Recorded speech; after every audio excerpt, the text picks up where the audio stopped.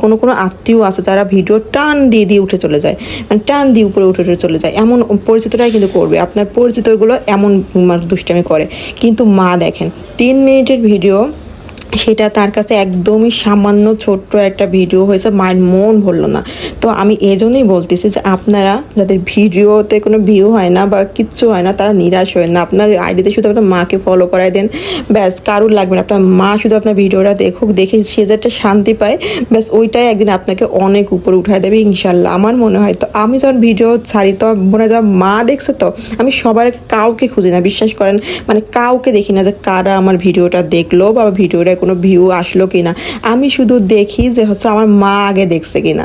তো যখন দেখি অনেকক্ষণ হয়ে গেছে আমার মা দেখতেছে না, তো আমি কি করি সাথে সাথে ফোন করে আমি মাকে বলি যে মা তুমি আমার ভিডিও দেখোনি। তো মা মাঝে মাঝে বলে কি যে ইউটিউবে দেখে ফেলছো। কেন ইউটিউবে দেখে ফেলছো, তুমি আগে ফেসবুকেরটা দেখো, তারপরে না তুমি